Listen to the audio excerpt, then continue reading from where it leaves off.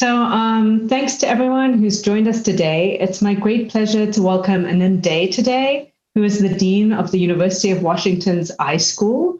And he is our second speaker at UChicago CS and our distinguished lecturer in HCI series.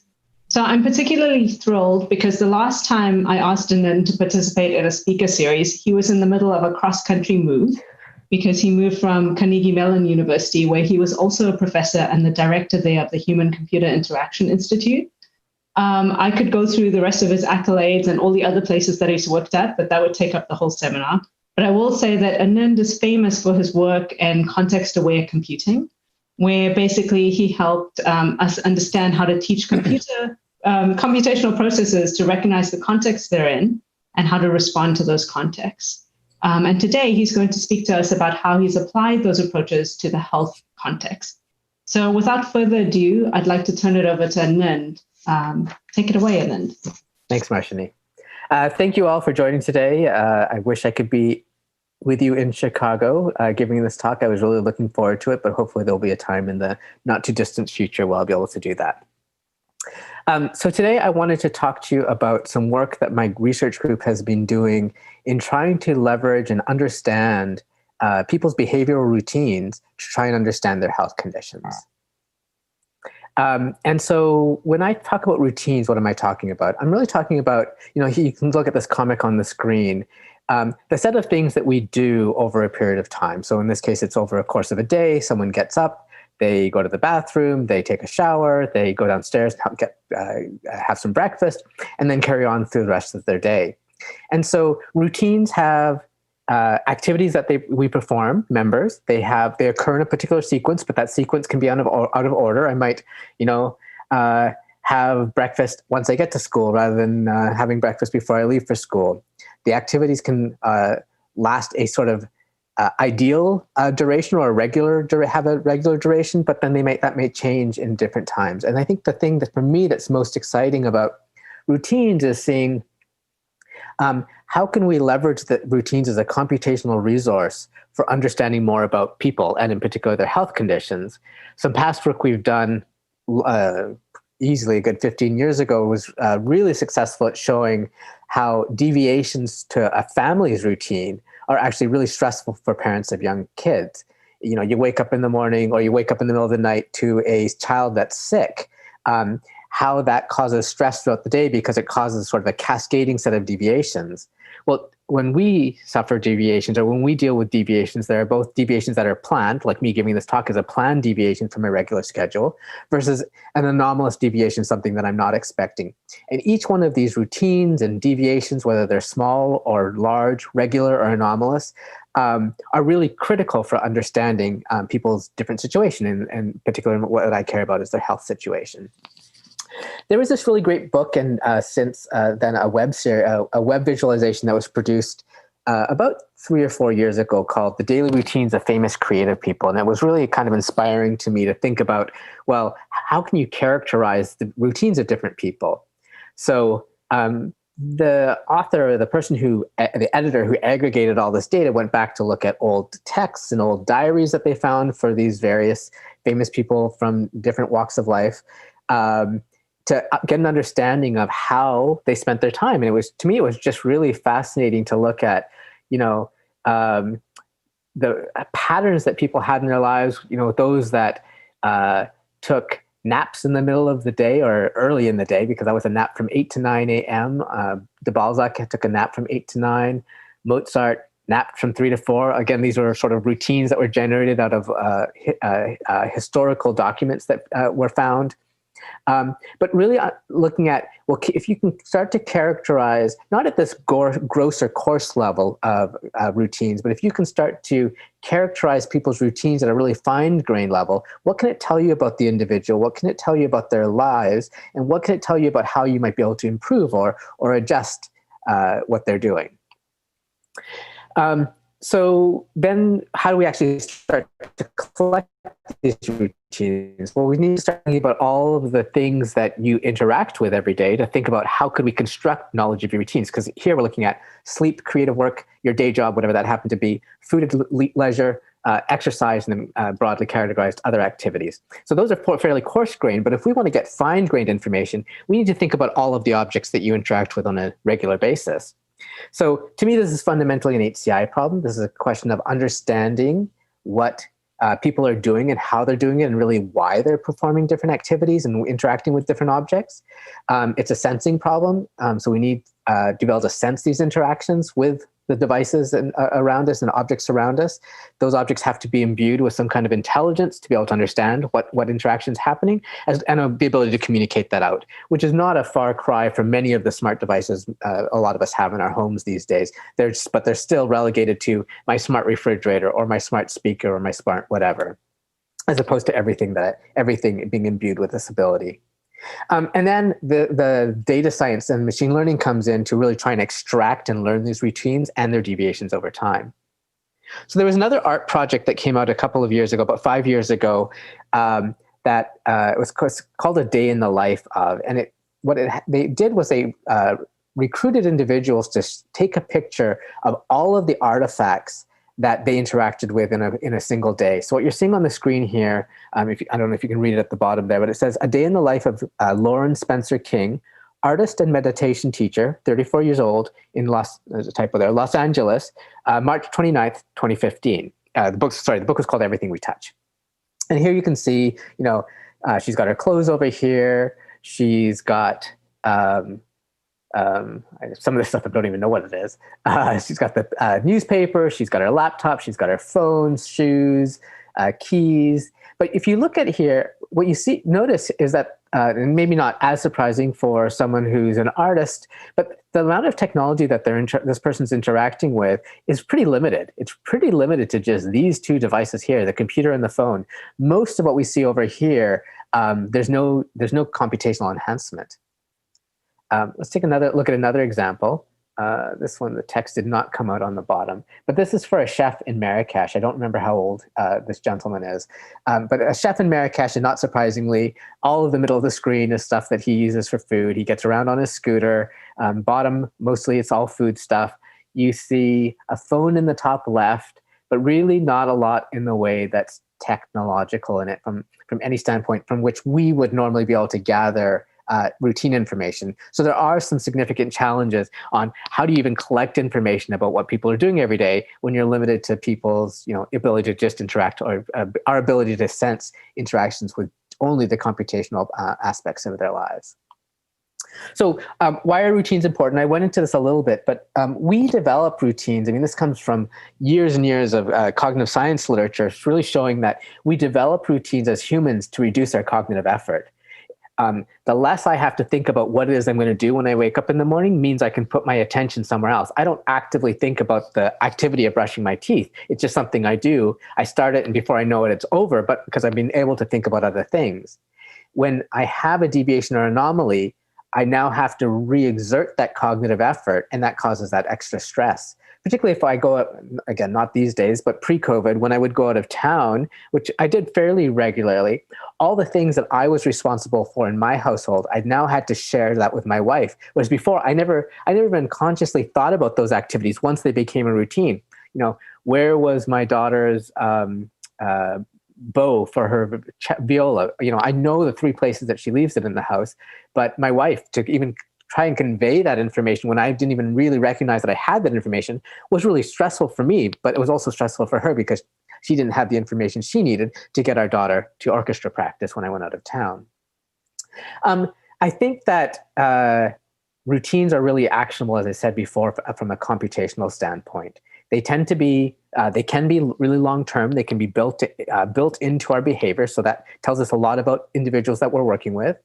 Routines can be an opportunity for change, because if you can show someone that they have a negative or perceived negative behavior over a particular length of time, then by making their routines transparent to them, they can say, oh yeah, I see that there's an opportunity for change here.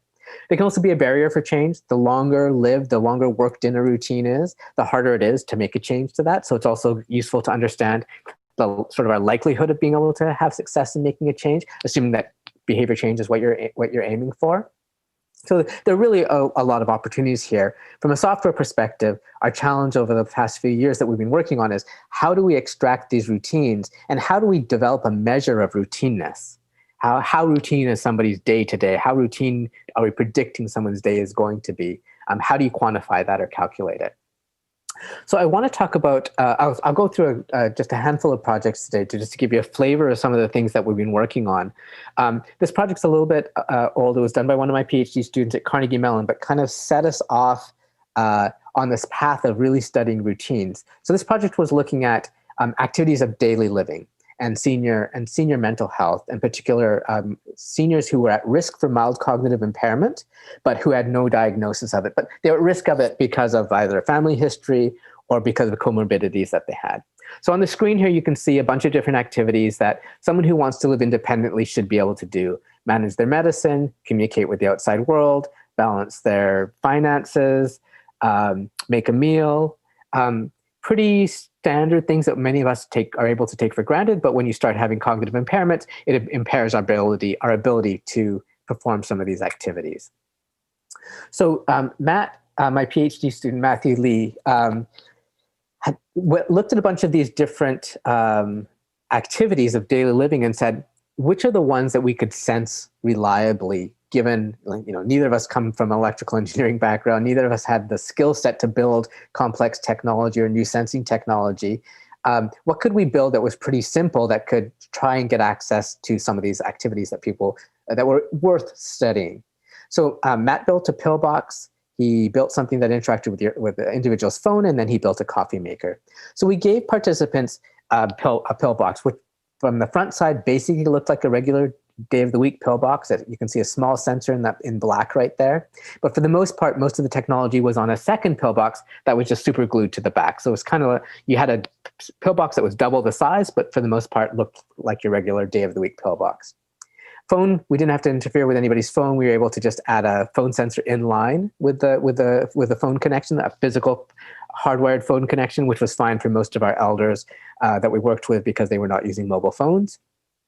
And then we gave all of the people in our study a coffee maker. And for each one of these, what we were looking at, so for the pillbox, we were looking at simple things like, do they know what day of the week it is? So how, just knowing what days of their opening is important. When they open the pillbox, are they struggling to open the pillbox? Because sometimes they can be a little bit tough or rigid. And so are they struggling? Because we can monitor that. Did they flip open over the pillbox? Did they stick their finger in and pull them out? Did they leave any pills in for that day of the week? So it gave us access to a lot of that kind of information, fairly fine-grained detail. And what we were really interested in looking at were a couple of things. Where did they make mistakes? And primarily, where were they making mistakes that they recovered from? So if you think about someone who's undergoing cognitive decline, even in the pre-decline stage, and I see this with my own parents, or I saw this with my own parents, that if I go and look at their pillbox at the end of the day, I can see that they've taken today's Monday. I can see that they've taken their Monday medicine. But what I can't see is, did they get confused about what day of the week it is? Did they take all the pills? Did they take some of the pills and later in the day took, maybe half an hour later realized they forgot one of them, so they go back in and get the other one? I can't see the mistakes they make on the way to a successful completion. And it turns out that as you're suffering from cognitive decline, as you start to decline, you start to make these mistakes that you recover from long before you make the mistakes that you don't recover from, which are, I completely forgot to take my medicine. So hopefully that makes sense. Around phone calls, we were looking mostly at missed dials. How often do you dial the same number? Like, because you missed dial. How many times do you dial that number before you get it correct? And the coffee making task, it's a fairly simple task. I don't drink coffee and I don't know how to use a coffee maker, but it's a fairly simple task where you can do the steps in different orders. You don't have to do everything in a prescribed order. And so we were looking at that order and seeing whether people were making mistakes. So this is a quick snapshot of a typical deployment. You had a laptop in the background that was just collecting everything that this person hid behind their TV. And then their pillbox was here. And this person was a crafter, had lots of craft supplies. And that's what you can see all over her space. So mostly our technology blended in, although I will fully admit that it was pretty cumbersome and pretty large and invasive. What did we provide in their space? We provided them a tablet display that showed them what happened the previous day. So this would be, today's Monday, so this would show them what happened on Sunday. So on Monday morning, they would get to see. On Sunday, in this case, let me take Wednesday. So pretend today's Wednesday. They would get to see that what happened on Tuesday. So Wednesday morning, they would this would get populated with Tuesday's information. And here they can see that they opened Sunday and Monday, and then they correctly opened Tuesday and took their morning medicine at 6:20. This shows that they forgot to take their afternoon medicine or their evening medicine. And so we gave them little scores on how timely they were with taking their medicine and how correct they were. This visualization just shows how many phone calls they made on Tuesday and how many missed dials. They had 2 missed dials. And then on the bottom, it shows the tasks that they successfully completed to making the coffee in the morning or whenever they made coffee. And in this case, it shows that they repeated one of the steps. So pretty simple information that was presented back to them. But what was interesting is revealing just one day of data allowed them to see patterns of data. Allowed them to see, understand or take in their routines over time, and that understanding how their routines over time were not where they wanted them to be. They started making changes to their behavior without us asking them to make any changes. So what you can see here, these graphs, I apologize, a little bit complicated. On the top, you see a graph of participant 1, and on the bottom, you see a graph of participant 2. And what you see along the horizontal axis are months of the year. So this started in July and goes out to February, and each vertical line represents a day, starting at 12 a.m. and working down to 4 a.m. So you can see from here to here is a vertical day. So what you're seeing here, this top grouping of data is really the morning medicine. And what you're seeing here is the evening medicine. And for this person, they only had the morning medicine. So you're seeing the cluster between 6 a.m. and 10 or 11 a.m. So we deployed our technology where we did not put the display in place. It was just the sensing technology. We deployed that for about 2 months, July to September. And you can see that for the morning medicine, a green dot means they took their pill on time within some variance. And then yellow meant that they forgot that they took the medicine late, and red meant that they just forgot their medicine completely. And so you can see for the morning medicine, it was quite a bit of variation. Some mistakes were getting made, but very few where they were completely unsuccessful. 1, 2, 3, 4, 5, 6, 7. Roughly, the granularity is not great here, but about 7 times they forgot to take their morning medicine. Here, this evening medicine, you can see 1 mistake happened, but in general, they were pretty good and pretty regimented about their evening pills. For this individual, you can see that there were many, many more mistakes, but mostly that they successfully recovered from where they took the medicine late, as opposed to forgetting the medicine.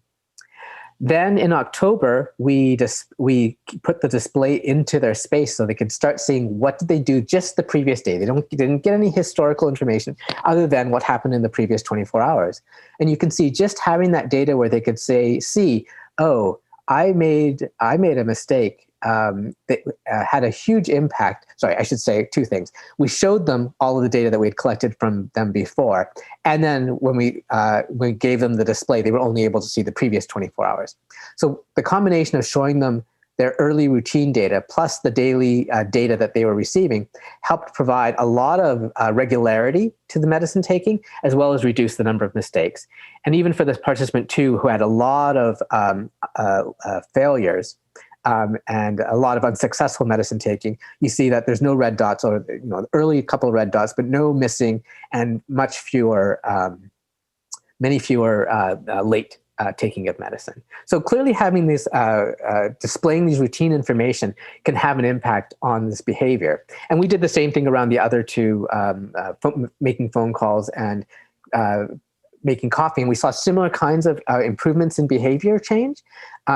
Interesting thing is, once we took the display away, those behavior changes lasted for about 3 weeks, almost uniformly across our participants. And then behavior sort of reverted back to what they had without the display. So the display is having some kind of reminding effect, even beyond showing them the initial 2 months or 3 months of data. So one of the interesting things that we found is that all the way throughout this deployment, this 6 to 7 month deployment, we also had occupational therapists come in and deliver what's called a mini mental state examination, which is basically a test of cognitive ability.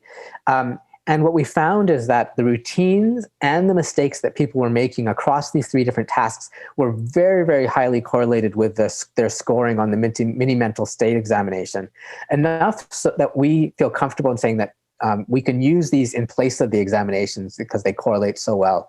So that really saves the time of an occupational therapist, because if you can get access to this kind of information, it will make it much simpler for you to decide who you need to go out to visit physically in person versus who do you just need to look at some of this data. So we get these regular repeated time and assessments that at least occupational therapists found valuable. Clinicians found this clinicians, sort of traditional primary caregivers, found this only valuable to a certain degree because they weren't really sure what the clinical meaning of this were.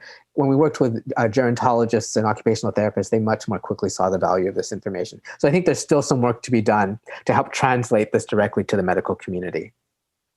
Another example I want to give before I move off this particular example is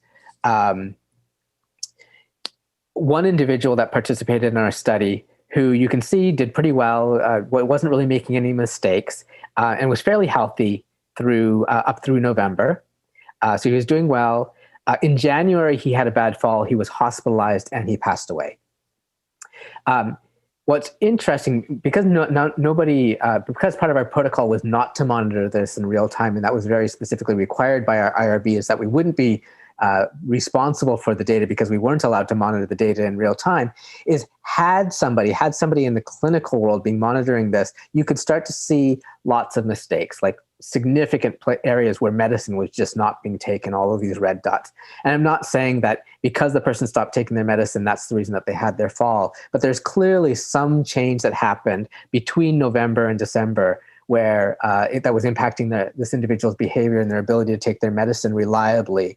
That gives me hope that with either an automated system or a clinician being able to monitor this kind of routine information, there's real promise for having an impact on people's lives. In the interest of time, I'm going to skip this driving one and just sort of jump to another health one. So, we did a bunch of work in working with elder senior citizens, and then we started looking a lot at student health. There was this great article in the New York Times, it's Sunday Magazine, now several years back, where it had a picture of backpacks on a campus, and it showed the backpack was to represent each student who had committed suicide that year on a college campus.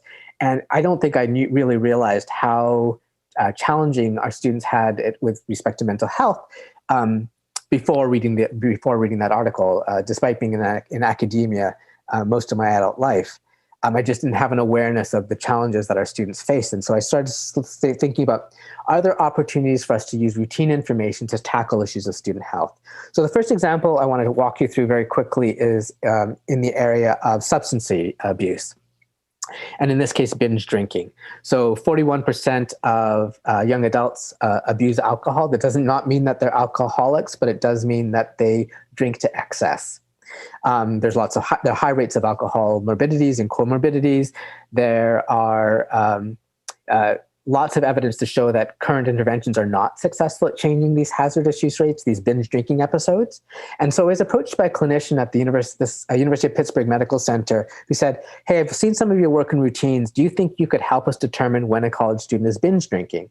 And my initial reaction was, no, I don't think we can. I was thinking, most of our work is, I can instrument people's environment, but a lot of this drinking happens at bars or in dormitory rooms or in fraternity or sorority houses on college campuses. A lot of our instrumentation is on mobile phones and on wearable devices that you might have on your wrist. And I just didn't see a way that we could collect it. But he said, give it a try. See if this is an interesting problem to you. And we spent some time at a bar watching, me and my students watching people drink, and you do notice changes in people's behavior. Some people didn't touch their phone. When they started drinking significantly, their phone stayed on the table and there was no interaction with it. So you did see that change in behavior. Others if they got up to move around or as they were gesturing, their natural inhibitions were expressed and their ability to walk straight lines were impacted. But those were really when they were really heavily drinking. And so I told this colleague at UPMC, Brian Saffoletto, who is an expert in text messaging intervention around binge drinking. I said, I think there's something promising here that we might be able to, I didn't want to make any promises, that we might be able to work on. Let's go ahead and start collecting some data. So we collected some data, pretty modest population, about 38 participants. And what you can see in Gray are the number of non-drinking episodes that people reported. Orange are the binge drinking or heavy drinking episodes, which, just for clarification, heavy drinking is considered, it's based on body mass index, but traditionally we think about it as more than 3 drinks for a woman and more than 4 drinks for a man. But it really is body mass index dependent. So you can see in blue the regular drinking, so less than 4 or less than 5 drinks for a man or a woman, and the orange, which are greater than those numbers. And so you can see across our 38 participants, we had a fair number of binge drinking episodes. I don't know if you can see some where there are no drinking and only heavy drinking or binge drinking episodes. I don't know if that was report bias in our subjects or whether there were some students that when they drink, they only drink to excess, which, is certainly possible and plausible.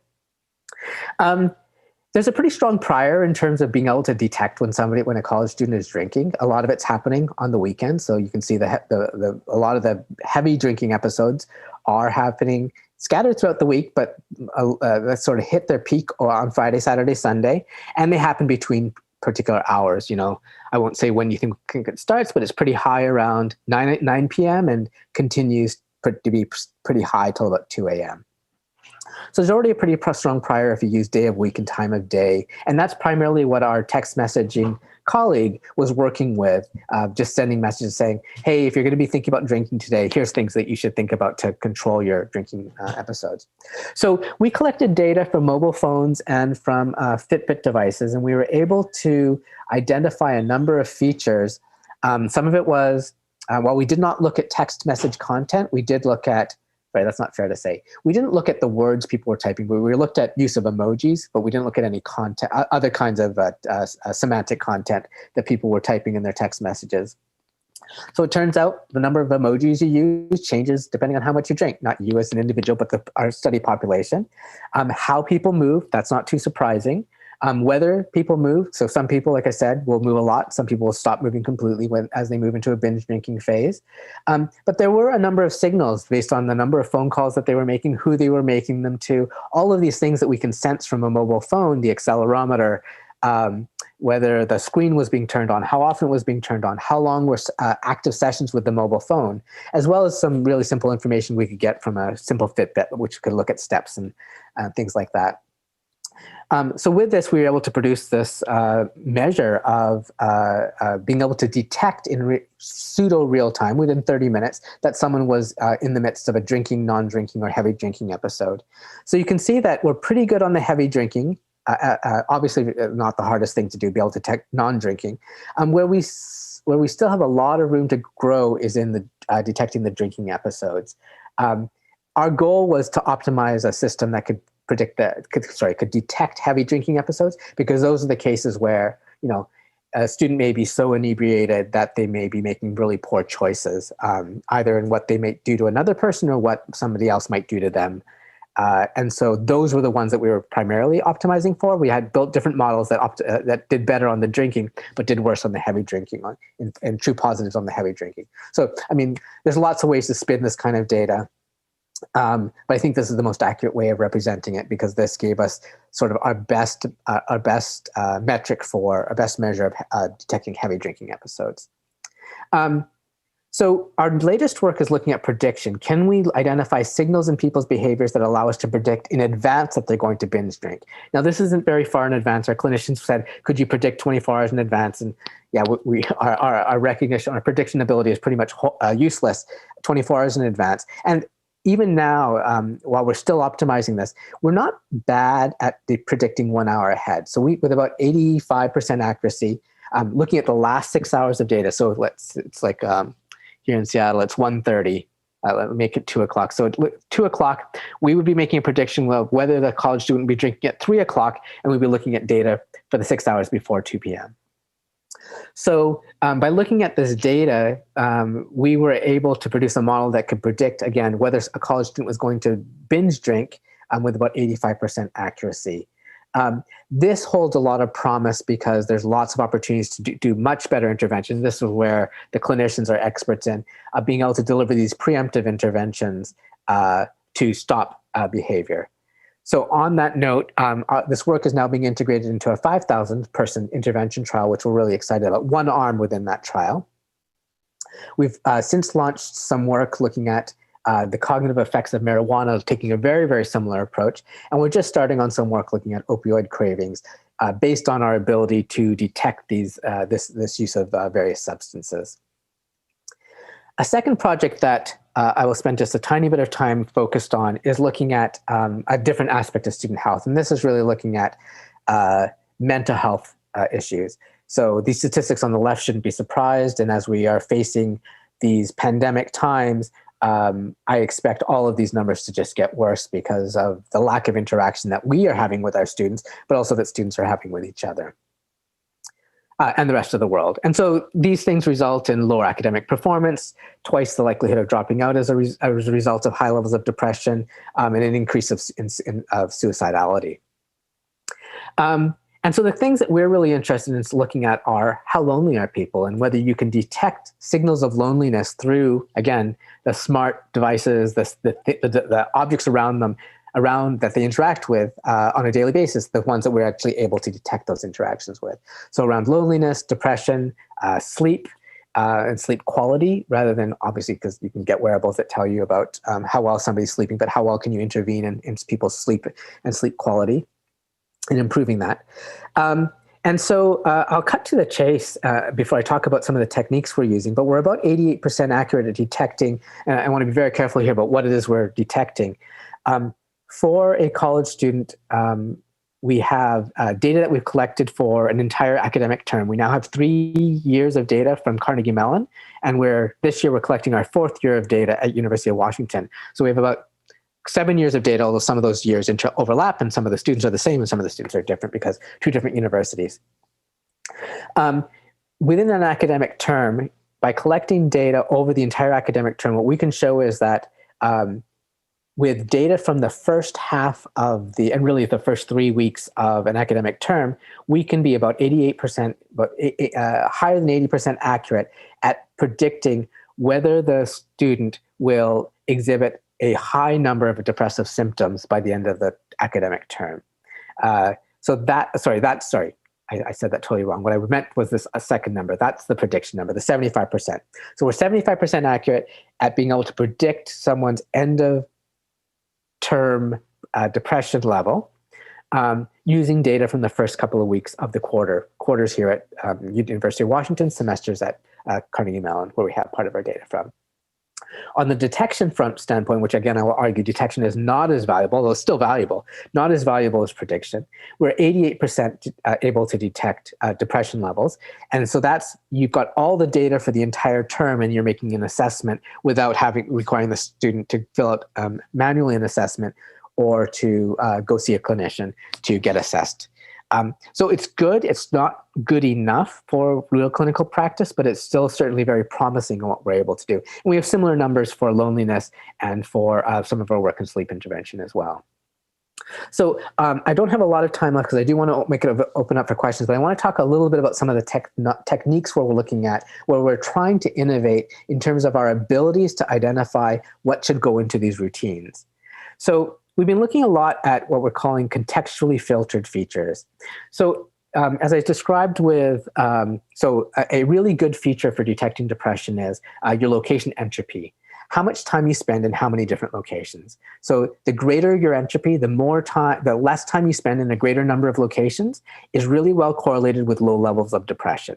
The more time you spend in 1 or 2 locations, and if you only visit 1 or 2 locations and you spend all your time there, that's a pretty good signal that you're depressed. And obviously COVID times, I would argue that we need a different model for detecting depression because a lot of us are spending a lot of time at home right now.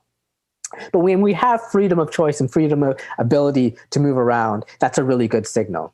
But that doesn't mean that where you are and how much time you're spending there and the activities you're doing in those places are always relevant 24 hours a day, because when you're asleep, that kind of data is not relevant, right? So what if we could identify features that were that you could collect all throughout the day, but that were only relevant in specific context?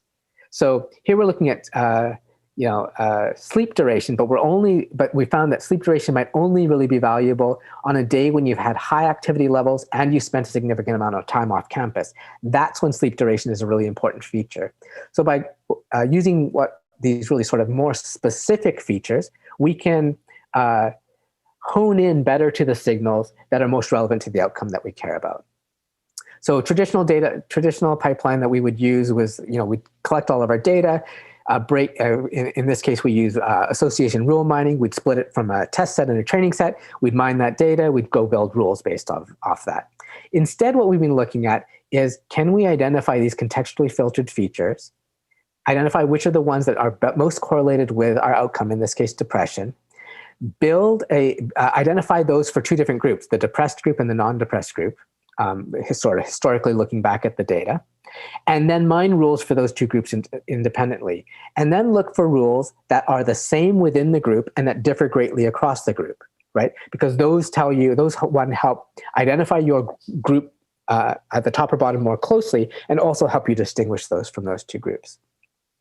So I won't bore you with the details here, but what this shows is that, and really the yellow and the pink lines are the ones to look at from an accuracy standpoint. If we just use the simple non-contextually based features, we could get to an accuracy about 73%. But with the contextually filtered features, we can now rise about 80%. So there is some value in adding these signals that are not always useful, but that have times or moments when they're really, really valuable. And so using them in those moments and not sort of generically allows that signal, the signal that they represent, to come out a little bit better. Also, our approach, because we really care about being able to understand and make these rules transparent, going with an association rule mining approach allows those rules to be interpretable, so that's really great.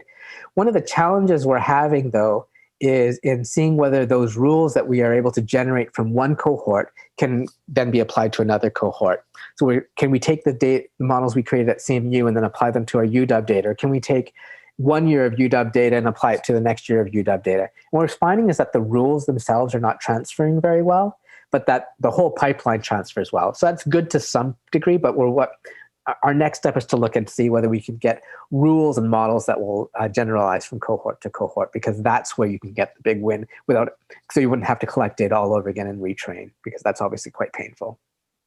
So coming to the end here, our goal has really been to build interpretable and really accurate models of routines in general. And we're still working, I think it's my holy grail. I don't know if I'll ever get to it, but to come up with a really strong mathematical model of what it means to be routine and to have this measure of routineness. Our work is still going to focus on mental health and substance abuse. That's where a lot of our clinical partners are interested in. But the problem that's been motivating me for a while is I really wanted to build an interactive decision support system. So earlier when I was meeting with some faculty, someone asked me, a new faculty member asked me about what role should technology play in helping us, address issues of health, whether the answer should be technology or whether technology should play a role up to a point. And honestly, I was thinking about this point on this slide when I was answering that question. I don't know the answer to that question. But one of the things I would like to build is very technology focused. I would like to build a decision support system that allows a college student to say, this is the outcome I'd like to have. I'd like to be socially engaged when I'm in college. I want to get good grades. So I can sort of describe my optimization function, and then ask questions about what I should do to achieve that. Should I go to this party, or should I stay home and study and then cram the next day? A system that would allow an individual to make better choices, more informed choices, based both on their own routines and behaviors, but also routines and behaviors of people that may be like them. And so we're working on that with our depression group in particular right now, but it's very, very early stages. I think there's a lot of opportunities to innovate by using everyday objects. I said before, we use mostly smartphones and smartwatches that you can carry, and maybe smart speakers in your environment, but because most of the objects we have around us are not computationally enhanced. But I think there's a lot of opportunities for those objects to be a resource for design and for computation. The challenges are still figuring out what exactly is we want to sense, how to sense it, how to create well-curated data sets, particularly getting ground truth, and then being able to extract routines. And to produce systems that hopefully one day, they don't yet, but hopefully systems that will have some significant societal impact. So just a reminder here of these are the many things that you might be touching in your daily, in part of your daily routine, and to think really carefully about how knowledge of your own routine might be impacting your behaviors, and how changing your routine, either purposefully or for some anomalous reason, could actually help improve the routines that you have, and the role of computation in helping you understand that. So I will end there, and I'm happy to move to questions. Thank you so much, Anand, for that great talk. So we'll now take questions on the YouTube chat as well as the YouTube live stream. If you have a question, feel free to indicate if you're a student or faculty member. I'd be happy to convey that. And while we're waiting for the first few questions to stream in, I guess I will ask a question, which is, I was wondering, with all the student data that you're collecting, and even from the older adults, what are the privacy and security issues with this? So how did what did these students exactly consent into? And when you're saying, oh, we're expanding our data set, like, what does that mean exactly in terms of privacy and security? Yeah, so we've learned a lot since we started collecting this kind of data. The first data was in more clinical settings, so it's very, everything was, not that everything hasn't been spelled out the entire time, but I think we've certain clinicians know how to describe these through their patient advocates as part of their studies. So our initial studies kind of gave us some early feedback about patients who really didn't want to participate in this because we were just collecting data that was really much too invasive for them. For students, it's a little bit different. Part of it is, while we didn't pay them a lot of money, it was enough to say, hey, I'll give you all this data, because they didn't really understand what they were giving up. I think as we were very upfront with them. We are collecting social media data. We are collecting information about your texts and your phone calls. We're collecting the data about where you go, how you sleep, where you sleep, all of that information. People are clearly more savvy as, various reports come out about data privacy leaks. The thing that I keep trying to, it's like I don't try to sell the studies too much, but when I do talk about the studies to try and recruit people, I do tell them that, the goal right now is to collect as much as possible, because we don't know where the signals lie.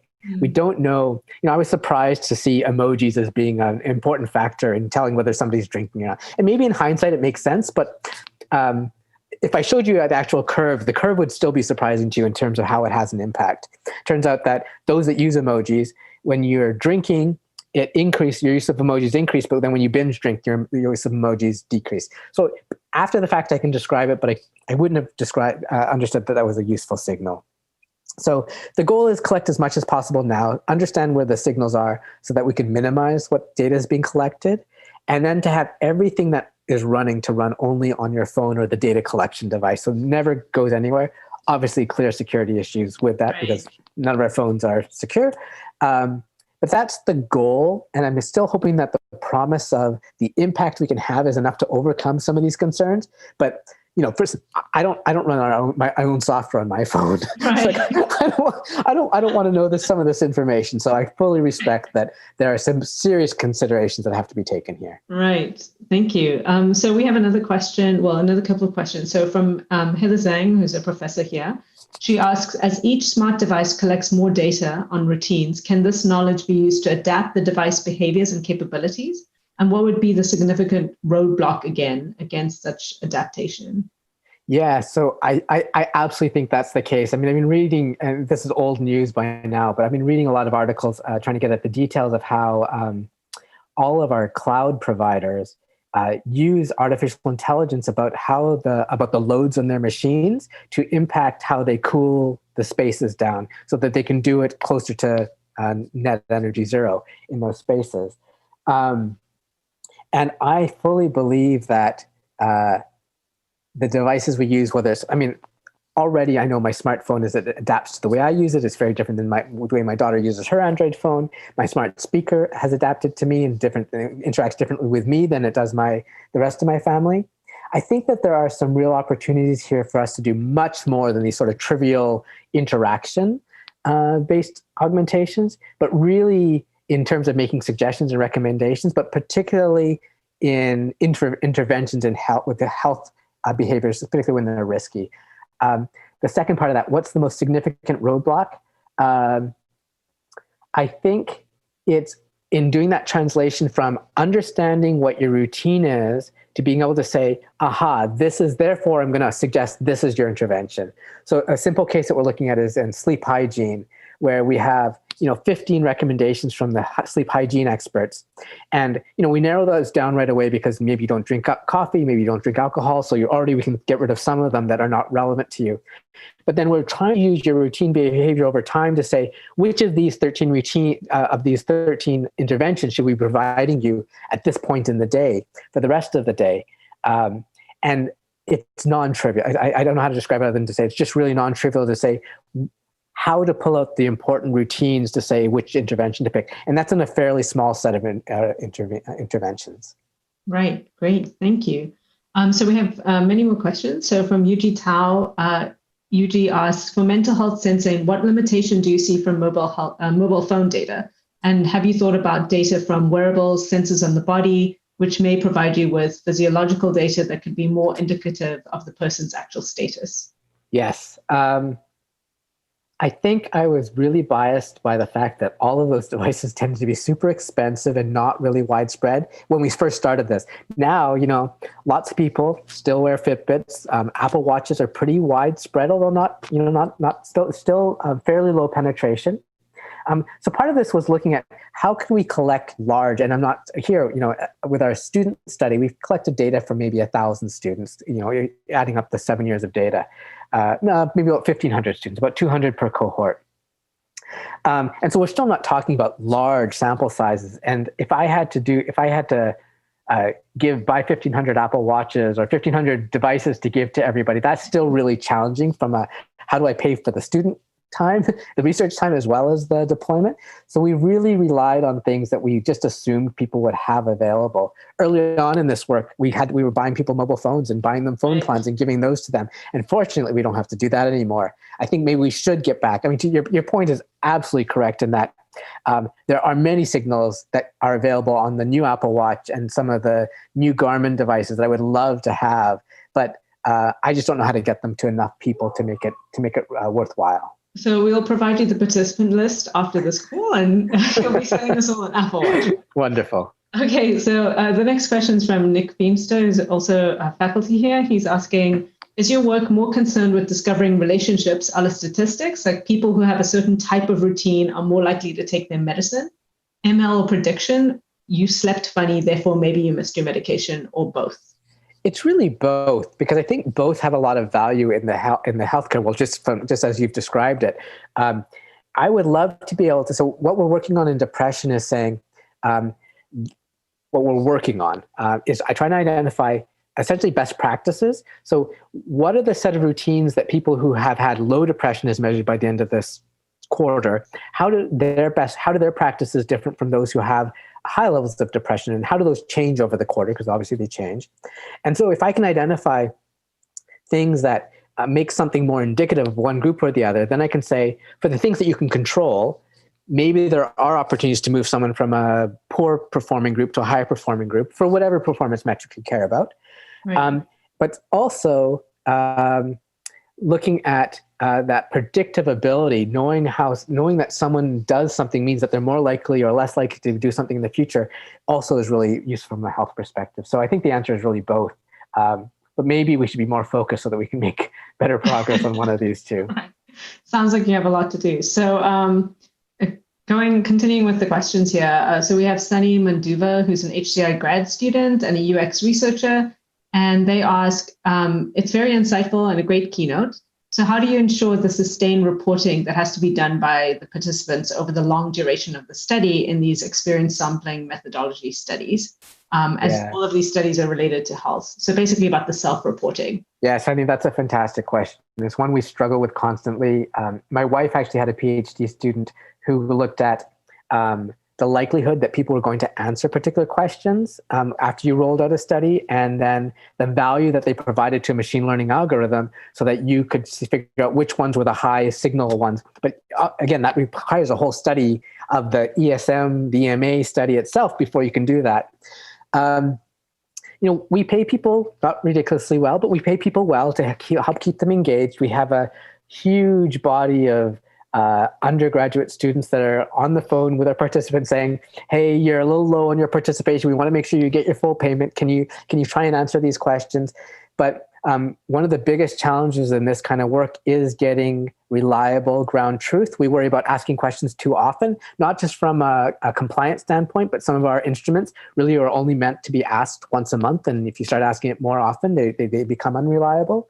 But also from a burden standpoint, it's a huge issue that we face, and I'm sure in many of your studies you face too. I think the best suggestion I can give of what we've done that's successful is to have people that are completely in charge of managing compliance on your team that are willing to make those phone calls every single day. Wow. Yeah, I had not thought of that, but that's really good to know about how you have people actually reaching out to participants constantly to making sure. And I think this is pretty common in the in clinical trials and clinical studies. We don't do that in HCI. I don't know why.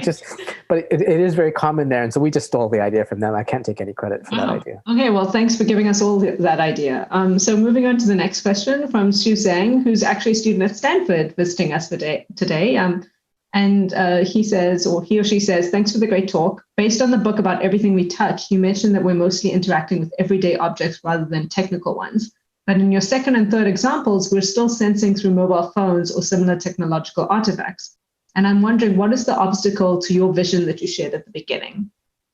I don't think that there's a technical challenge that we're facing here. I think it's a financial challenge. The amount of added cost I would have to, you can buy a smart water bottle, right? But mine is not smart. It's dumb. I pour water in and I drink it and it doesn't sense how much I'm drinking. But when I looked at the cost of a smart water bottle, I said, well, I'm not going to spend $100 for a water bottle when I can buy this for $30. So, I'm looking around my environment and, I see pens and I see books and I see my exercise machine and I see pillows and I just see all the things that I'm interacting with throughout my work day, my office here. And we'd have to add, a processor to each one. We'd have to add some kind of networking, whether it's a Bluetooth or whether we'd add Wi-Fi, but we have to add that ability for them to sense, to do have some kind of intelligence, and then to communicate that information off. And it's not a technical challenge. I really don't think so. I mean, there's IP space and how many devices can we have, but with IPv6, maybe that's less of an issue. And particularly within my home, I'm not concerned about that. If I had my own IP space here, but it really is the cost that the amount of money I'd have to spend to get everything I have, or to buy new things that were technically enhanced. That would be a challenge. Right. So resource constraints. Yes. So from Solomon Dworkin, they ask, have you thought about the routines of groups versus routines of individuals and how they interact with one another? That's a lovely question, Solomon. Yes, but not to any great degree. There's still so many challenges we're facing on the individuals, and I'll be very honest. We're really torn between whether the right approach is to look at, from a machine learning standpoint, to create these population models that can represent an entire group, or to build personalized models, or to start with population models and then move to personalized models. We've tended to opt for personalized models because we think, naively, that some of these routines, like how I heavy drink is going to be different than how you heavy drink, and it's going to manifest itself differently. Our cohort sizes are too small to really know differently than that. So we're hoping that once you get to this larger NIH trial, once that launches, we'll be able to understand that better. With the depression work, we are absolutely looking at these groups as large groups and trying to identify, with these rules, this association rule mining approach, can we identify rules that describe or define the behavior of people who are more significantly depressed from those that are less significantly depressed? But it's way too early for me to say anything intelligent about the viability of either of those approaches. I imagine it's very domain specific, but I absolutely agree that we have to be looking at both, that you can't look at these independently. Right. That's a great answer. So I think we're almost at the end, but I'd like to ask just one final question. So you did allude to this a little bit in your talk, like many of the examples you gave are sort of assuming that people are moving around a lot more. So have you thought a bit more about how your models would have to change given the current conditions of the pandemic? Yeah. One of my students, I feel he's had a tough time because he was doing this sleep work And he did take into account, he had people wear a Fitbit, and he had people, he was looking at two different things. He was looking at, can you detect when someone is receptive for a mobile intervention? And then based on when he triggered that, when he detected someone was receptive at that moment, he tried to figure out what was the right intervention to provide for the sleep work. So he's faced two significant challenges. One is people's sleep patterns have changed dramatically in COVID times, particularly for students. Right. It's shifted and gotten longer in cases, but for some it's gotten shorter. It's kind of a lot more noise in the data that he's seeing for very similar cohorts, just 1 year to the next. And the second challenge he's seeing is that times of motion. So if we're sedentary a while and then we start moving, that was a really good signal to his system that would predict someone's receptive, his receptivity detector. And basically the receptivity detector is completely just failed, right? So in this intervention, in the second intervention that he ran over this past spring, he said when the receptivity detector just didn't trigger. It just didn't trigger at all. And so we didn't get to intervene and anywhere near as many, as often as we had in the first year of the study. So I still believe there are important signals there about how we can be receptive to our interruptibility. But whether they can be detected, now I spend most of my day in front of a computer and not so much interacting with my phone. So maybe it's more instrumentation of my computer or desktop that I have to worry about. But there, it just needs to, it needs to be different. We need to train all new models for a pandemic. God forbid we ever have to face this again. Great. So there's one final question here that just came in. I think we'll finish off on this question, which is also from Sunny Manduva, who said that, as someone who's focused on design for imperfect ML systems, may I ask how you address the ethical conundrums of how your work could be used? So since habit, tech usage, and health are your research focus. Yeah, I mean, you have some really good questions, Sunny. And now we need another hour to answer the ethical questions. I will try and answer this very quickly in that I don't have great answers on how the technology I'm developing can be used. I will only say that I have really tried very hard to focus on problems that I think will benefit, with no ounce of hubris in this, really work on problems that will help people. Looking at their substance abuse, looking at their mental health, looking at their ability to remain independent.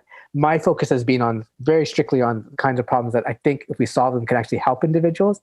But I have no doubt that you could take my routine behavior analysis work and apply it to all sorts of, you could sell me stuff I don't want. I mean, that I do want, but I probably shouldn't have. You could apply it to all sorts of things that would just be horrific. And I don't have any great answer on the ethics side. I'm sorry.